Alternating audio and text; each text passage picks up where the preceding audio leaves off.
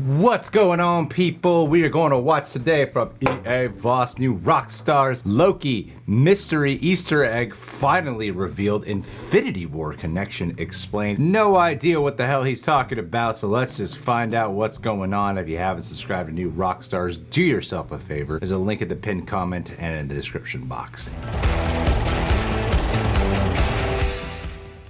Welcome back to New Rockstars. I'm Eric Voss, and one of the more mysterious Easter eggs in the Loki finale has finally been revealed. And like any clue we find in these shows, this revelation actually becomes its own Nexus event, whose historical implications extend far beyond the event horizon, causing me to bolt awake in a cold sweat, gasping, magnificent! The Loki Episode 6 opening imagery packed in dozens of Marvel references, including this mystery ship that many of us spotted but struggled to identify right away. Loki head writer Kate Herring confirmed that fans might recognize this ship and, quote, it's been in a few things. And we have now learned this is actually the ship of the Collector, Tanelier Tivan, Benicio del Toro from Guardians of the Galaxy. It was seen in the background of nowhere in Avengers Infinity War as Thanos cast a Reality Stone illusion of torturing Tivan in order to trick Gamora and the other Guardians. In various shots, you can see this ship's golden plating covering its blue frame and wings extending from beneath the cockpit, angling downward when parked. And this was confirmed by Loki VFX supervisor Brad Parker in an interview. There was a hidden detail or two. There are a few little elements that we passed by. One might be the Collector's ship. So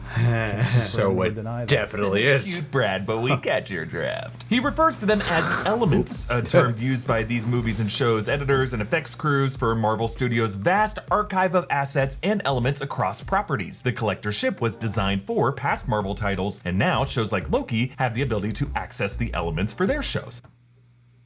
The hell's he doing there? I don't know. I mean, that's a great, excellent question. I mean, I feel like, you know, the Collector would have business as far and wide as the galaxy can reach. I mean, it's cool that we haven't forgotten about the Collector. That must mean he's not dead. Yeah, plus, I mean, isn't he somewhere in the What If promo too? Yes, he is. So, you know, maybe they just wanted a really, really, really viral hidden piece of advertising for that. Maybe it's that version of that What If version, that multiverse one. I'm so surprised no one discovered that already, considering that the ship is right there in plain sight in Infinity War. Yeah, you would think. You think that would have broken out a while ago. But now this brings up the questions of what the hell was the Collector doing out here, and why was it so important for Marvel Studios to bring him back like this? That's exactly what I asked. One of Marvel's elders of the universe, alongside the Grand Master, Jeff Goldblum's character in Thor Ragnarok. Tivan dedicates his life to collecting artifacts, a purpose directly linked to his immortality. And while it seemed like Thanos was about to destroy him in Infinity War, this whole interrogation faded away in red smoke as part of Thanos' Reality Stone illusion. The Reality Stone, of course, was last seen hidden in the Collector's vault by the Asgardians in the Thor the Dark World post-credit scene. Now notice how after Thanos drops the illusion, the Collector ship now appears to be a flaming wreck, if that is the same ship. Though we never actually see Tivan's remains. Actually, while he vanishes, he does a silly little wave, something I've always loved from this scene because Thanos must have hilariously conjured this from his own imagination, like he did with blocks and ribbons and bubbles. But I've always looked at it a different way. Like maybe Tivan, in defeat, as he handed over the Reality Stone, might have allowed Thanos to mirror his likeness so that he could better manipulate Gamora. Just because that little wave makes it look like Tivan might have helped pull something over on the Guardians. Just based on that gesture, I've always read that moment as maybe the real Tivan surviving somehow. And now with this ship's appearance in Loki, I just think his survival is more likely in the MCU. He is an elder of the universe. Now, we don't know when this sighting in Loki takes place because, as has been confirmed by the Loki head writer, all moments in Loki are really set simultaneously as all the other moments in MCU history. But in the seconds that we see his ship, it is soaring away from the galaxy that contained all the voices we had witnessed throughout the Infinity Saga as this universe condenses in a big crunch before exploding again in a big bang. That would mean Tivan could have survived long into the future of the MCU, as we previously knew it, into a new universal cycle. We will soon see one such cycle as the Collector is confirmed to return in episode 2 of Marvel Studios' What If. Actually, the latest featurette directly referenced Loki's imagery of the sacred timeline fracturing as the context within which What If is taking place. Reality is not a straight line. Every passing moment is a chance for a new offshoot, a new variation. In fact, there are more realities than you can possibly find. I can't wait for this show. Number Can't wait. Previous trailers have confirmed episode 2 will feature Star-Lord T'Challa teaming up with Yondu, Kraglin, Taserface, and Korath, and more on a mission that takes them into the Collector's compound on Nowhere, where T'Challa will apparently meet Howard the Duck, and it will end with T'Challa and Yondu tag teaming to fight a version of the Collector, who now looks jacked and wears special armor with cybernetic enhancements. One of the most interesting things was Benicio's body shot. Is that the head writer apparently had to scrap an episode concept because Marvel Studios came back to him saying it was too similar to half of James Gunn's planned plot for Guardians of the Galaxy Volume 3.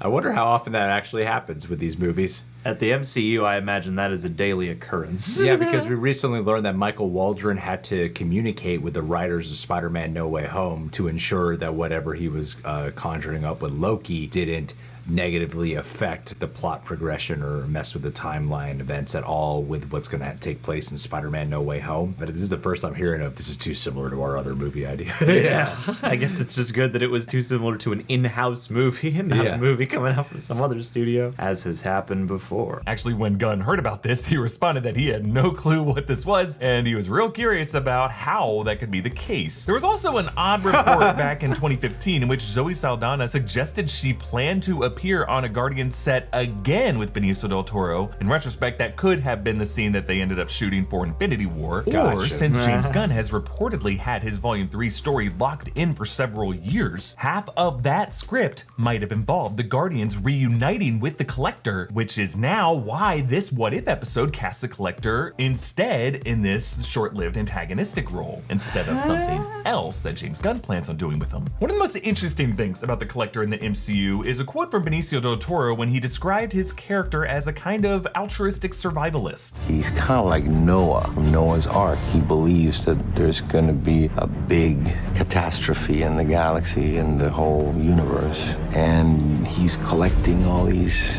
creatures to preserve them somehow. So there's an element of altruism. Looking back, the MCU was certainly headed toward catastrophe, of course, Thanos' snap. But based on Thanos sacking the Collector's vault and stealing his most treasured collection, the Reality Stone, I don't think the Collector saw Thanos coming, nor was Thanos the catastrophe the Collector was planning for, especially since Thanos' snap likely would have impacted half of the Collector's living collection anyway, or even the Collector himself. But now, based on the Collector's ship appearing in Loki, I wonder if the catastrophe he was actually bracing for was Kang and the rupturing of the sacred timeline. Because if you go through this imagery frame by frame, his ship is racing away from the galaxy and toward the barrier of a black hole. I love that. We're gonna get the hell out of here. It's happening. Howard, get it. Of all my prized possessions, I'm taking you. I mean, like, in terms of where he sits in the universe, I guess that would make more sense. When you put Benicio del Toro in there and he was teased at the end of, which one was it? Was it Thor the Dark World? I can't remember if that post-credit scene was. But yeah, he was teased at the end as one of those. He had a good chunk of screen time in the first Guardians of the Galaxy. You always get the impression that his character was more significant than perhaps the movie or the screen time he had was actually letting on. So I love the concept, at least of what the theory is, of building this guy up so much to the point where he just kind of seems like a small but significant player, really leading him into being a very important character down the road. Yeah, and I mean, a talent like Benicio del Toro, I think, is somebody you would definitely want to expand upon and explore in this universe, rather than, having him just be a fun one-off cameo or something. Orders another black hole, which we realized was presumably tracing the geographical path one would have to take to traverse across universes, if one could hypothetically even survive that journey. Because we don't see the Collector ship make it. It kind of looks like everything gets caught in the big crunch and the big bang that follows. And according to physics, nothing should be able to escape a black hole. But then again, this is also Marvel, and inter-universal travel might just stretch out your face a little. But I like to think the Collector did survive that journey. And as an Elder of the Universe, it was his purpose to survive Kang and Loki's multiversal crisis by physically bypassing the barrier between universal strands and escaping the crisis formed when those strands collide in with each other. And I hope that part of his Genesis protocol are the members of the Guardians of the Galaxy, specifically Groot, which, remember, was a specimen that he was notably obsessed with collecting. What is that thing there? I am Groot. I never thought I'd meet a Groot. Sir? You must allow me to pay you now so that I may own your carcass.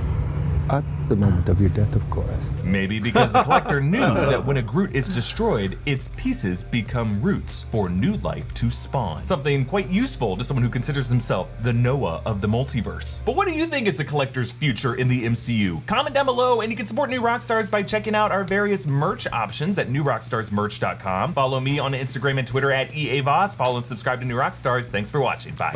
Woo! Great video. Damn, that's a really big Easter egg to unpack. That visual effects guy sucks at playing it cool. I'm just gonna name this very specific thing that it's not. All right, guys. Well, thank you so much for watching. Subscribe to New Rockstars if you haven't done so already. Hit that like button. Check out our Loki reactions. And last but not least, let's do a... David the Gandinator recently got 2 cats. Taking care of these babies. Well, he's got his own new house. Glad that you got your little family going. I'm really happy for you that you made this big move. You seem happy. I don't know if you're actually happy. If you're not, you know what you can do. You know what a lot of serial killers do? They start with animals. I've always said that if you're looking to really spice things up,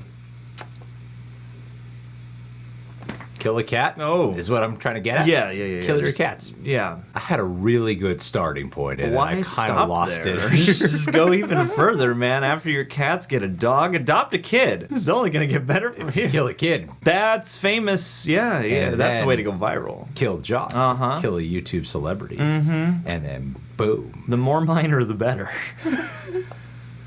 That's the way to true infamy and fame all at Why the are same you time. still Maybe you'll be a pledged